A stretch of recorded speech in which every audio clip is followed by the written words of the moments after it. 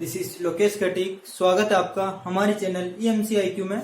आशा करता हूँ आप सभी लोग अच्छे होंगे और अपनी पढ़ाई कंटिन्यू कर रहे होंगे।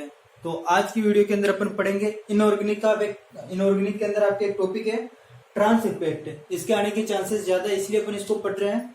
तो अपन इसमें इसके अंदर केवल ट्रांस इफेक्ट को ही समझेंगे ना। तो यहाँ पर ट्रांस इफेक्ट की आपकी जो परिभाषा है वो मैंने पहले लिख रखी और इसका एक ऑर्डर होता है वो भी लिख रखा है। तो इसकी क्या परिभाषा है, पहले परिभाषा और ऑर्डर देख लेते हैं, फिर इसको समझते कि होता है क्या है। तो ट्रांस प्रभाव की परिभाषा क्या है कि किसी संकुल में उपस्थित लिगेंड द्वारा प्रतिस्थापित लिगेंड को अपनी ट्रांस स्थिति पर आने के लिए निर्देशित करने की क्षमता उस लिगेंड का ट्रांस प्रभाव कहलाती है। मतलब क्या होता है कि आपके पास में कोई संकुल होगा, उस संकुल के अंदर लिगेंड होते हैं और उस लिगेंड की जैसे कोई भी संकुल आपके पास में, अभी इसको चलो एग्जांपल से समझेंगे। बस इसमें ध्यान रखना कि कोई भी संकुल है जिसके अंदर जो लिगेंड होता है ना, वो प्रतिस्थापित लिगेंड को अपनी ट्रांस स्थिति पर लाना चाहता है, वो उसकी क्या कहलाती है, ट्रांस प्रभाव कहलाता है। एग्जाम्पल से समझेंगे ज्यादा अच्छे से समझ में आएगा। अब देखो कुछ ट्रांस इफेक्ट का ऑर्डर है, कुछ आपके पास में ये आपको दे रखे लिगेंड्स दे रखे हैं, जैसे CN, C2H4, CO, NO, PR3, hydrogen CH3, C6H5, SO3H, NO2I, इसको बोलते हैं आपके iodine, bromine, chlorine, pyridine, RNS2, NS3, OH और H2O। ये क्या आपके ट्रांस इफेक्ट का ऑर्डर है। मतलब क्या होता है, आपके सवाल तो ऐसा आता नहीं है, लेकिन अपन जो अभी समझने वाले उसके अंदर इनका यूज होगा। कि मान लो आपके पास में कोई भी दो तत्व दे देते, मान लो कि एक ले लिया C2H4 ले लिया, एक मान लो क्लोरीन ले लिया, तो इसमें से जिसका ट्रांस इफेक्ट ज्यादा होता है उनको फिर उनकी स्थिति पर अपन क्या जोड़ते हैं, प्रतिस्थापित जोड़ते हैं। तो यहाँ पर देखो किसका ट्रांस इफेक्ट ज्यादा होगा, इसके अंदर और इसके अंदर किसका ज्यादा है, C2H4 का ज्यादा है, क्लोरीन का कम है। क्लोरीन और NH3 में किसका है, ये अभी इसका एग्जांपल करेंगे। जैसे आपको क्लोरीन और NH3 दे दे तो ट्रांस इफेक्ट किसका ज्यादा है, क्लोरीन का ज्यादा है, NH3 का कम है। ठीक है, तो आप ये नोट कर लो, उसके बाद में अपन इसको समझते हैं कि कैसे क्या होता है। तो अब अपन समझते हैं कि ट्रांस प्रभाव किसे कहते हैं एक्चुअल में।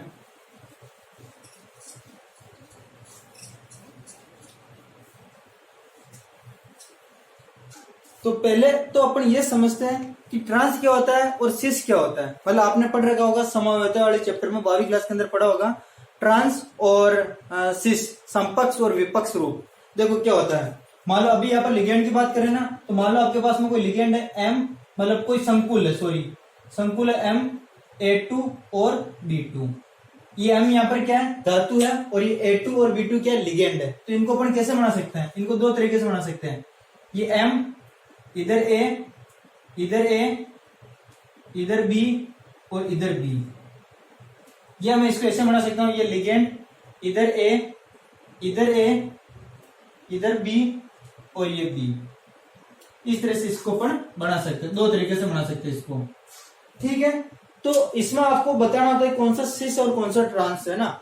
तो आपने पढ़ रखा होगा कि आपने ट्रांस के लिए क्या पढ़ रखा होगा कि अगर तीर पर सेम परमाणु है, तीर पर सेम परमाणु है, सेम लिगेंड है, तीर पर जैसे देखो ये तीर हो रही है, अगर इस पर सेम लिगेंड है, जैसे यहाँ पर दोनों ए हैं और इस पे भी देखो दोनों लिगेंड सेम है बी, तो अपन उसको बोलते हैं ट्रांस। क्या बोलते हैं, ट्रांस। अगर लिगेंड सेम है, तीर पर लिगेंड सेम है तो उसे अपन क्या बोलेंगे, ट्रांस बोलेंगे।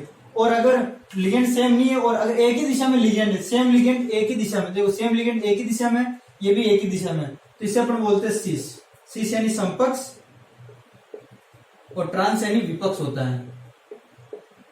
तो ये आपको ध्यान रखना, समपक्ष विपक्ष क्या होता है, तीर पर हो तो उसे समपक्ष, और अगर एक ही दिशा में हो उसे क्या बोलते हैं, सॉरी तीर पर हो तो इसे विपक्ष, और जब एक ही दिशा में हो तो इसे समपक्ष बोलते हैं, है ना। तो ये तो हो गया आपके समपक्ष और विपक्ष। अब अपन सवाल से करते हैं इनके एग्जाम्पल, है ना। तो देखो इनका एग्जाम्पल कैसे करेंगे। आपको मान लो कोई संकुल दे रखा है, जैसे PT NH3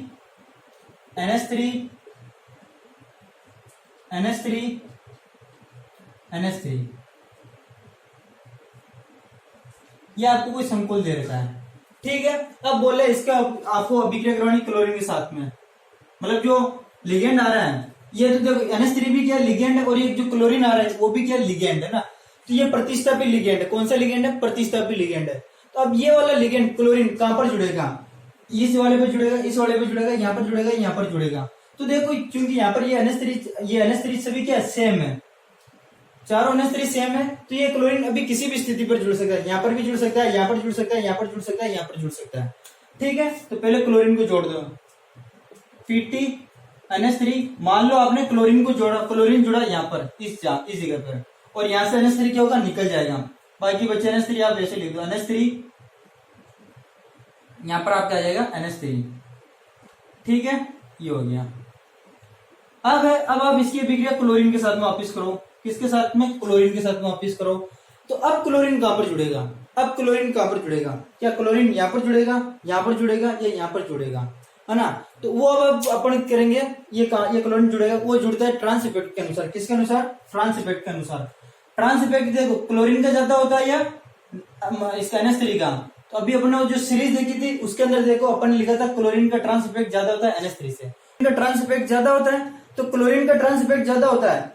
ये वाला क्लोरीन, इसके अंदर देखो ये NH3 है, ये क्लोरीन है, तो क्लोरीन का ट्रांस इफेक्ट ज्यादा होता है। ये क्लोरीन चाहिएगा कि ये जो क्लोरीन है ना, वो इसकी ट्रांस स्थिति पर जुड़ा है। ये क्लोरीन क्या चाहेगा, ये क्लोरीन चाहेगा जो आने वाला लिगेंड है क्लोरीन, ये इसकी ट्रांस स्थिति पर जुड़ा है। और इस क्लोरीन की ट्रांस स्थिति कौन सी है, ये NH3 वाली। कौन सी है, NH3 वाली। तो मतलब ये क्लोरीन कहां पर जुड़ेगा, यहां पर जुड़ेगा। Pt, ये NH3, ये NH3, ये Cl जुड़ा होता, ये Cl कहां पर जुड़ेगा, यहां पर जुड़ेगा, और यहां से NH3 क्या हो जाएगा, बाहर हो जाएगा। तो ट्रांस इफेक्ट के अनुसार, किसके अनुसार, ट्रांस इफेक्ट के अनुसार यहाँ पर ये क्लोरीन अपन यहाँ पर भी तो जोड़ सकते थे, लेकिन अपन ने यहाँ पर नहीं जोड़ा, अपन ने इस जगह पर जोड़ा। इसका रीजन क्या है कि इस क्लोरीन का ट्रांस इफेक्ट क्या होता है, ज्यादा होता है। मतलब ये चाहता है कि जो लिगेंड आएगा, कौन सा भी दूसरा लिगेंड है, मान लो यहाँ पर दूसरा लिगेंड होता तो भी वो कहां पर जुड़ता, यहाँ पर जुड़ता। क्यों जुड़ता है, क्योंकि इस क्लोरीन का क्या ट्रांस इफेक्ट NH3 से ज्यादा होता है।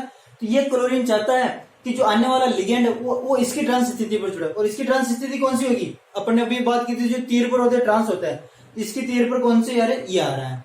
और ट्रांस को पहचानने का एक और तरीका है कि उन दो मतलब लिगेंडों के बीच में कितने डिग्री कोण बनता है, 180 डिग्री का कोण बनता है। मतलब देखो ये जो इसके बीच में कोण बनेगा, ये वाला कोण कितने का बनेगा, 180 डिग्री का बनेगा। तो जब 180 डिग्री का कोण बनता है लिगेंडों के बीच में, तो वो भी क्या होता है, ट्रांस होता है ना।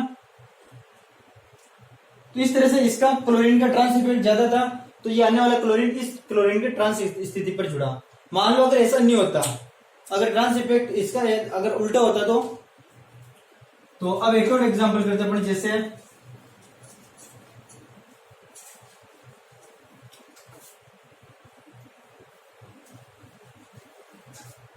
जैसे आपके एक एग्जांपल है Pt, Cl, Cl, Cl और Cl। अब इसकी अभिक्रिया आपको करवानी NH3 के साथ में। किसके साथ में, NH3 के साथ में। तो देखो क्या अभिक्रिया होगी। तो अभी तो देखो NH3 चारों में से कहीं पर भी जुड़ सकता है, चारों क्लोरीन में से एक क्लोरीन को हटा दो कहीं से भी और वहां पर NH3 जोड़ दो। तो देखो आपकी क्या बनेगा, Pt, मान लो यहाँ पर इस जगह पर क्या जुड़ गया, आपके NH3 जुड़ गया और यहाँ से Cl निकल गया। बाकी क्या बचा, यहाँ पर Cl, यहाँ पर Cl, यहाँ पर Cl, ये हो गया। अब वापिस इसकी अभिक्रिया आपको करवानी है NH3 के साथ में। किसके साथ में, NH3 के साथ में, मतलब NH3 लिगेंड के साथ में करवानी है। तो अब ये NH3 कहां पर जुड़ेगा, ये NH3 कहां पर जुड़ेगा। तो आप देखो इसके अंदर क्या है, यहाँ पर क्लोरीन और यहाँ पर क्लोरीन और ये NH3 है। तो किसका ट्रांस इफेक्ट ज्यादा होता है, क्लोरीन का ज्यादा होता है NH3 से, इसका मतलब ट्रांस इफेक्ट ज्यादा होता है। तो देखो क्लोरीन का ट्रांस इफेक्ट ज्यादा होता है, तो क्लोरीन क्या चाहेगा कि आने वाला लिगेंड इसकी ट्रांस स्थिति पर जुड़े, इसकी ट्रांस स्थिति पर जुड़े, इस क्लोरीन की, है ना। तो देखो एक क्लोरीन यहाँ पर है, एक क्लोरीन यहाँ पर है, एक क्लोरीन यहाँ पर है। तो इस क्लोरीन की ट्रांस स्थिति पर तो पहले NH3 है, तो ये NH3 तो वापस यहाँ पर जुड़ नहीं सकता है, इस जगह पे तो क्लोरीन आपके NH3 नहीं आएगा। अब इस क्लोरीन की ट्रांस स्थिति पर क्या है, ये क्लोरीन है, और इस क्लोरीन की ट्रांस स्थिति पर क्या है, ये है। मतलब ये एक दूसरे की ट्रांस स्थिति पर दोनों क्लोरीन। तो इन दोनों में से किसी से भी एक जगह से क्या होगा, आपकी क्लोरीन हट जाएगा और क्या जुड़ जाएगा, NH3 जुड़ जाएगा। तो ये आपके Pt, मान लो यहां से यहां पर क्या जुड़ गया, आपके NH3 जुड़ गया, ये NH3 पहले ही था, और यहां पर क्लोरीन और यहां पर क्लोरीन। ठीक इस तरह से है, ये हो गया। तो इस क्लोरीन की ट्रांस स्थिति पर क्लोरीन जुड़ गया, ये NH3 जुड़ गया और वहां से क्लोरीन निकल गया। अब देखो ये कौन सी फॉर्म है, ट्रांस फॉर्म या सिस फॉर्म है।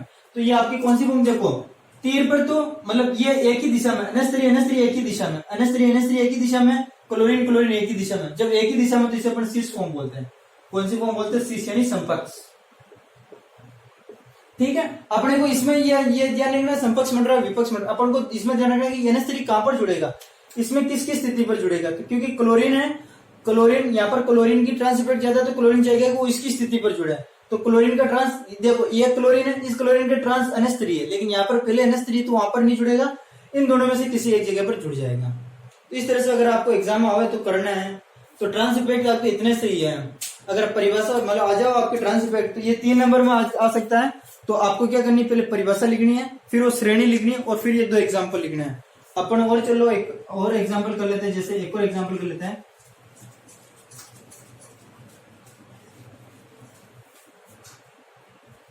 मान लो जैसे आपके PtC2H4 क्लोरीन क्लोरीन क्लोरीन, ठीक है, ये है इसकी मतलब अभिक्रिया करवानी है आपको NH3 के साथ में, किसके साथ में, NH3 के साथ में, मतलब जो लिगेंड आ रहा है वो कौन सा आ रहा है, प्रतिस्थापी लिगेंड, इसको क्या बोलेंगे, प्रतिस्थापी लिगेंड। तो अंदर देखो, अपन को इस लिगेंड से नहीं देखना, अपन को तो अंदर देखना है। अंदर क्या है, एक तो आपके पास में क्लोरीन है, एक आपके पास में C2H4 है, तो सीरीज देखो, उस सीरीज के अंदर देखो किसका मतलब ट्रांस इफेक्ट ज्यादा है, तो ट्रांस इफेक्ट ज्यादा है आपके इसका C2H4 का ज्यादा है, अपने दूसरे नंबर पे इसको लिखा, तो इसका ट्रांस इफेक्ट ज्यादा है, तो ये क्या चाहेगा कि जो आने वाला लिगेंड है इसकी ट्रांस स्थिति पर जुड़े, ये C2H4 क्या जाएगा कि जो लिगेंड है NH3 इसकी ट्रांस स्थिति पर जुड़े, तो इसकी ट्रांस स्थिति कौन सी है, ये वाली है, ये NH3 कहां पर जुड़ेगा, इसकी यहां पर जुड़ जाएगा, ये NH3 कहां पर जुड़ेगा, इसकी ट्रांस स्थिति पर, ये Pt, ये C2H4, इस तरह पे क्या जुड़ जाएगा, आपके NH3 जुड़ जाएगा, और बाकी यहाँ पर आपके क्या Cl और ये Cl, ठीक है, इस तरह से। और इसी के अंदर मान लो ऐसा होता, ये ले लेते अपन, जैसे Pt, यहां पर है NH3, यहां पर आपके Cl, यहां पर आपके Cl और यहां पर आपके Cl, इसकी अभिक्रिया करवानी है आपको C2H4 के साथ में, किसके साथ में, C2H4 के साथ, मतलब ये प्रतिस्थापी लिगेंड है C2H4। तो अब देखो अंदर क्या क्लोरीन और NH3 है, क्या है, क्लोरीन और NH3, एक क्लोरीन है और एक NH3, तो अपन जानते हैं क्लोरीन का ट्रांस इफेक्ट क्या होता है, NH3 से ज्यादा होता है, NH3 से ज्यादा होता है। तो अब ये C2H4 कहां पर जुड़ेगा, क्लोरीन की ट्रांस स्थिति पर, तो देखो क्लोरीन की ट्रांस स्थिति पर कहां पर जुड़ेगा, तो यहाँ पर तो ऑलरेडी क्लोरीन के सामने NH3, तो ये तो हटने वाला नहीं है, इनमें से किसी एक जगह जुड़ेगा, तो कहां पर जुड़ेगा, इसकी ट्रांस स्थिति ये है, या तो यहाँ पर जोड़ दो या यहाँ पर जोड़ दो, किसी भी एक जगह पर, ये हो जाएगा आपका Cl Pt NH3, मान लो आपने इसको C2H4 को ऊपर जोड़ा, और तो ये Cl नीचे आ जाएगा, तो ट्रांस स्थिति, क्लोरीन की ट्रांस स्थिति पर क्या जुड़ गया, C2H4 जुड़ गया, ये ट्रांस है ना, 180 डिग्री का कोण होता है इनके बीच में, C2H4।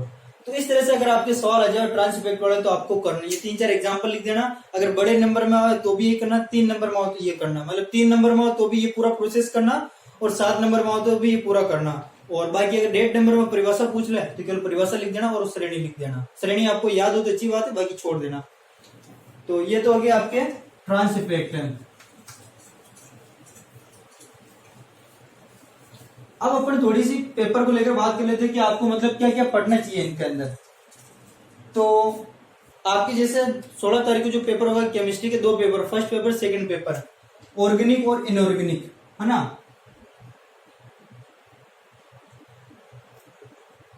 तो देखो ऑर्गेनिक के अंदर क्या होगा, ऑर्गेनिक केमिस्ट्री के अंदर क्या होता है कि आपकी चाहे ऑर्गेनिक केमिस्ट्री हो और इनऑर्गेनिक केमिस्ट्री हो, इनके अंदर क्वेश्चंस रिपीट नहीं होते हैं। ऑर्गेनिक के अंदर तो थोड़े बहुत क्वेश्चंस रिपीट हो भी जाते हैं, लेकिन इनऑर्गेनिक के अंदर आपके क्वेश्चंस रिपीट नहीं होते हैं। तो अपन ऐसा नहीं कि मतलब पिछले साल के क्वेश्चंस पढ़ ले और उनसे अपना काम हो जाएगा, तो इस बार ऐसा नहीं होगा, ऑर्गेनिक और इनऑर्गेनिक में नहीं होगा आपके। इस वाले में तो चलो चांस है थोड़े बहुत क्वेश्चंस रिपीट हो भी रहे हैं, लेकिन इनऑर्गेनिक के अंदर तो बिल्कुल भी नहीं हो रहे, मतलब अकार्बनिक के अंदर तो आपके बिल्कुल भी नहीं हो रहे हैं। अकार्बनिक रसायन है ना इनऑर्गेनिक, उसके अंदर तो आपके बिल्कुल ही क्वेश्चंस रिपीट नहीं हो रहे हैं। तो अब आपको इसके अंदर क्या है, आपको क्वेश्चंस नहीं पढ़ने चाहिए, आपको है ना पूरे क्या करनी चाहिए, चैप्टर पढ़ने चाहिए। और मतलब इसके अंदर भी आपके 9 चैप्टर है, मतलब ऑर्गेनिक के अंदर भी 9 चैप्टर है, इनऑर्गेनिक के अंदर भी आपके 9 चैप्टर है। तो सारे 9 चैप्टर नहीं पढ़ने, आप क्या करो किसी एक यूनिट को अच्छी तरह से कर लो, किसी भी एक यूनिट को अच्छी तरह कर लो तो आपको उनसे हो जाएगा। और मैं आपको कुछ चैप्टर्स बता रहा हूँ, इसके अंदर भी इसके अंदर भी, आप उन चैप्टर्स को पढ़ लेना, आपके अच्छे नंबर आ जाएंगे, 25 से 25 नंबर के सवाल उनसे हो जाएंगे। ऑर्गेनिक के अंदर क्या है आपके, मैं आप एक चैप्टर है आपकी स्पेक्ट्रोस्कोपी, स्पेक्ट्रोस्कोपी एक तो ये चैप्टर है, ये हर साल आपके है ना 13 नंबर का आता है एग्जाम के अंदर, मतलब हर साल ये इस चैप्टर का नंबर कितना है, 13 नंबर का आता है स्पेक्ट्रोस्कोपी। कितने नंबर का आता है, 13 नंबर के। दो तो इसमें छोटे क्वेश्चन आते हैं 1.5 नंबर के, एक 3 नंबर का क्वेश्चन आता है और एक 7 नंबर का क्वेश्चन आता है। तो 13 नंबर आपको ये चैप्टर अकेला दिला सकता है ऑर्गेनिक के अंदर, ऑर्गेनिक केमिस्ट्री के अंदर स्पेक्ट्रोस्कोपी आपको अकेला 13 नंबर दिला सकता है। इसके बाद में आप पढ़ो बहुलक। देखो बहुलक के अंदर क्या हो रहा है कि अगर आप ऑर्गेनिक के अंदर लास्ट के 5 साल के पेपर, लास्ट के 3 साल के पेपर देखते हो तो क्या हो रहा है, ऑर्गेनिक से एक तो 1.5 नंबर की परिभाषा, एक 3 नंबर का सवाल और एक आ रहा है आपके 6 नंबर का सवाल। कितने नंबर का, 6 नंबर का सवाल लास्ट के 3 सालों में देखोगे तो ना, तो ये कितने नंबर हो रहे हैं, 9, 10, 10.5 नंबर ये हो रहे हैं आपके। बहुलक वाला चैप्टर आपको नंबर दिला सकता है 10.5 नंबर। लेकिन क्या हो रहा है ना कि मतलब जो पिछले 3 साल के पेपर उसमें तो क्या हो रहा है, बहुलक वाला, बहुलक ये आपकी तीसरी यूनिट का चैप्टर 6 नंबर का आता है, 18 सवाल आएगा ना वो बहुलक से रिलेटेड आएगा। तो बहुलक पहले तो अभी तो क्या रहा है, अकेले ही आ रहा है, लेकिन पिछले पेपरों में जैसे आपके हो गए 16 का पेपर या 15 का पेपर हो गया, तो उसके अंदर क्या होता है, बहुलक आता था और बहुलक के साथ में एक और चैप्टर आता था आपके, वो है आपके तेल वसा अपमार्जक वाला, तेल वसा अपमार्जक वाला, मतलब ये दोनों चैप्टर साथ में आते थे। तो आपको क्या करना है, ये 3 चैप्टर पढ़ने, क्या पता आपको बहुलक वाले चैप्टर के साथ में ये क्वेश्चन मिल जाए, तो आपको फिर बड़ा क्वेश्चन करने में दिक्कत होगी 6 नंबर वाले में, है ना। तो आप केवल ऑर्गेनिक के अंदर ये 3 चैप्टर कर लेना। इस केस से भी मैं बता दूं, इसके अंदर से आपके 1.5 नंबर का सवाल फिक्स और 3 नंबर का सवाल तो फिक्स है, 4.5 नंबर के सवाल जिससे आते हैं वो तो फिक्स है, 1.5 नंबर और 4.5 नंबर तो आप मतलब 3 नंबर तो फिक्स है। बड़ा सवाल में इतना इसमें नहीं आता है, ऑप्शन में आता है, मतलब ये इनके ऑप्शन, जैसे मान लो बहुलक से एक क्वेश्चन आपके बहुलक से आ गया तो बी वाला आपके आएगा इससे। जो 18 ये कौन से 18वें से आता है, पार्ट सी के अंदर यूनिट 3 का अंदर है, तो आपकी ये 18 जो क्वेश्चन आ गया ऑर्गेनिक के अंदर वो या तो बहुलक से आएगा या तेल वसा अपमार्जक वाले से, मतलब दोनों आ सकते हैं ये, ठीक है। तो आप ये चैप्टर पढ़ लेना, इससे आपको 4.5 नंबर तो फिक्स ही है। अगर आप ये 3 चैप्टर भी पढ़ लेते हो ना ऑर्गेनिक के अंदर अच्छे से, तो आपको देख लो नंबर हो गए 13 नंबर इससे, और ये कितने हो गए 11 और 4 15, तो 26 आपके हो गए आराम से 15, 28 नंबर के चैप्टर हो गए, 28 नंबर के हो गए। तो आप क्या करना, इन 3 चैप्टर को अच्छी तरह से पढ़ लेना, जिसमें से बताऊं तो ये 2 चैप्टर तो आपके बहुत ज्यादा इजी है, बहुत ज्यादा इजी, इनको पढ़ने में आपको 1-1 घंटा लगेगा, केवल 1-1 घंटे के अंदर आप इनको अच्छे से कर सकते हो। तो ये नंबर हो जाएंगे। स्पेक्ट्रोस्कोपी आपकी थोड़ा सा बड़ा चैप्टर है और समझने लायक चैप्टर है, तो इसको थोड़ा सा बच्चे पढ़ना। और मैंने स्पेक्ट्रोस्कोपी की 2 वीडियो बना रखी है, तो आपको आपकी जो नोट्स है या बुक है वो पढ़ने में आपको बहुत ज्यादा हेल्प भी होगी। बहुलक की भी मैंने वीडियो बना रखी है और इसके भी कुछ क्वेश्चंस करा रखे हैं, तो आप वो वीडियो देख लेना और उसके बाद में आप क्या करना, आपके जो नोट्स है वो भी पढ़ लेना थोड़े से, तो आपको इससे फायदा होगा। तो ठीक है, ऑर्गेनिक के अंदर तो आपको कुछ नहीं करना, ये केवल 3 चैप्टर पढ़ना है, केवल 3 चैप्टर पढ़ लेना, ऑर्गेनिक के अंदर तो आपके काम हो जाएगा। अब अपन बात करते हैं इनऑर्गेनिक के अंदर, अकार्बनिक के अंदर। तो जो आपके अकार्बनिक है ना, इसके अंदर तो बिल्कुल भी क्वेश्चंस रिपीट नहीं होते हैं। जो आपके अकार्बनिक रसायन है ना, बिल्कुल भी क्वेश्चंस रिपीट नहीं हो रहे हैं। आप भले पेपर उठाकर देख लेना, लास्ट साल के क्वेश्चंस रिपीट नहीं होते इसके अंदर से, बहुत कम चांस में, लगभग 1 बार या 2 बार क्वेश्चंस रिपीट हुए हैं, और वो भी 1.5 नंबर वाले हैं। और बड़े 7 नंबर का तो वो 7 या 6 नंबर का बहुत कम चांस में होता है, बहुत कम चांस में, ज्यादातर 1.5 वाले क्वेश्चन रिपीट हुए हैं, बाकी रिपीट नहीं हो रहा है। तो इनके अंदर आपको क्या करनी पड़ेगी, पूरी यूनिट पढ़नी पड़ेगी, एक पूरी यूनिट, तो आपके लिए सही रहेगा। क्योंकि इसमें सवाल ही ऐसे आते हैं ना कि जो समझ में ही नहीं आते हैं, अपन वो आप सवाल से समझ लोगे तो वही आपके लिए आंसर, आप आंसर लिख लोगे उसमें। तो इसमें क्या करना, आपको यूनिट पढ़नी है, और मैं बोलूंगा कि आप इसके अंदर यूनिट फर्स्ट पढ़ लो, यूनिट फर्स्ट पढ़ लो, अकार्बनिक के अंदर यूनिट फर्स्ट पढ़ लो।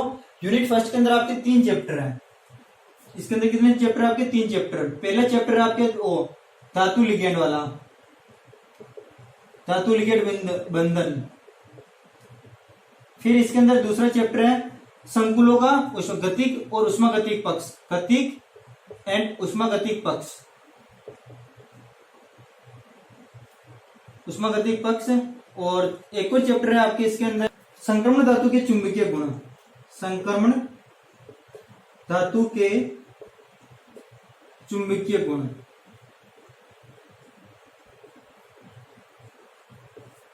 ठीक है, तो आप जो अकार्बनिक रसायन है ना, उसके अंदर ये फर्स्ट यूनिट है, फर्स्ट यूनिट के अंदर आपके 3 चैप्टर है, धातु लिगेंड बंधन, मतलब धातु लिगेंड हो गई आपके, या संक्रमण धातु के क्या होते हैं, गति और उष्मागतिक पक्ष, और संक्रमण धातु के चुंबकीय गुण। आपको ये 3 चैप्टर अच्छी तरह से पढ़ने हैं, है ना। ये 3 चैप्टर आप अच्छे पढ़ोगे तो आपकी पहली यूनिट अच्छी तरह से हो जाएगी और इनसे सवाल हो जाएंगे। बाकी इनसे आप देख लेना क्वेश्चंस रिपीट नहीं हो रहे, तो आपको चैप्टर तो पढ़ने पड़ेंगे। और इसके साथ में एक और चैप्टर पढ़ लेना जो यूनिट 3 का है। किसका है? यूनिट 3 का एक चैप्टर, वो बहुत ज्यादा सिंपल है, इनसे भी सिंपल वो वाला चैप्टर है। कौन सा? आपकी चैप्टर है, इसके अंदर चैप्टर पहला चैप्टर है कठोर, अम्ल, कठोर तथा मृदु, अम्ल तथा क्षार, ये। तो अगर एक कार्बनिक के अंदर आप ये 4 चैप्टर पढ़ लेते हो, कौन कौन से? धातु लिगैंड बंधन, ऊष्मागतिक पक्ष, संक्रमण धातु के चुंबकीय गुण और कठोर तथा मृदु, अम्ल तथा क्षार, तो इनसे आपके आराम से नंबर आ जाएंगे। और इन चैप्टर को पढ़ने में आप एक एक दिन भी देते हो ना तो खूब है, एक एक दिन, है ना। तो ध्यान रखना इनके अंदर आप चैप्टर पढ़ो। मैं वापस एडवाइस दूंगा कि चैप्टर को पढ़ो, क्योंकि क्वेश्चंस रिपीट नहीं होते हैं। इसके अंदर आपके बोले हो जाएंगे, कुछ क्वेश्चंस रिपीट हो जाएंगे, लेकिन इसके अंदर तो बिल्कुल भी क्वेश्चंस रिपीट नहीं हो रहे हैं, है ना। तो इसके अंदर ऑर्गेनिक के अंदर आप स्पेक्ट्रोस्कोपी, बहुलक, तेलसाप, मार्जक, ये 3 चैप्टर पढ़ लेना। और अकार्बनिक के अंदर यूनिट 1 पढ़ लेना। अगर आपको दूसरी यूनिट अच्छी तरह से आती है तो वो भी पढ़ लेना, मतलब वो वाले पढ़ लेना, इसको रहने देना। किसी एक यूनिट को आपको अच्छी तरह से पढ़ना है और एक ये चैप्टर कर लेना। अगर आप पहली कर रहे हो, पहली यूनिट पढ़ रहे हो तो आराम से कर लेना। दूसरी यूनिट, आप तीसरी यूनिट के अंदर ये चैप्टर कठोर तथा मृदु, अम्ल तथा क्षार वाला, बहुत ज्यादा सिंपल चैप्टर है। और इनके अंदर भी मैं बता देता हूँ आपके उससे सवाल कैसे आ सकते हैं। आपने पढ़ रखा होगा वीबीटी, सीएफटी, मतलब संयोजकता बंध सिद्धांत, क्रिस्टल बंध सिद्धांत, क्रिस्टल बंध स्थायीकरण ऊर्जा, मतलब आप ये पढ़ते हो ना कि क्रिस्टल बंध सिद्धांत की सहायता से अष्टफल के संकुलों में विपाटन को समझाओ, चतुष्फल के संकुलों में विपाटन को समझाओ, वो आते हैं, वो वाले क्वेश्चन इनसे आते हैं, इस वाले चैप्टर से, फर्स्ट वाले चैप्टर से। ठीक है, तो ये आपको अच्छी तरह से करना है और ये भी कर लेना। और मैंने इनसे वैसे कुछ 4 मतलब ऑर्गेनिक के साथ 4 या 5 वीडियो बना रखी है, वो वीडियो देख लेना जो इस वाले चैप्टर को, इन 2 चैप्टर को आपको समझने में आसानी होगी। और इसकी भी मैंने 2 वीडियो बना रखी है। तो ये भी आपके मतलब स्कोरिंग वाला चैप्टर है। इससे आपके 1.5 नंबर, 3 नंबर और 6 नंबर का एक सवाल आता है। तो ये भी आपके एक चैप्टर 10 नंबर आपको दिला सकता है। तो आपको इसमें 3 चैप्टर, इसके अंदर ये 4 चैप्टर पढ़े तो आपका पेपर अच्छा होगा।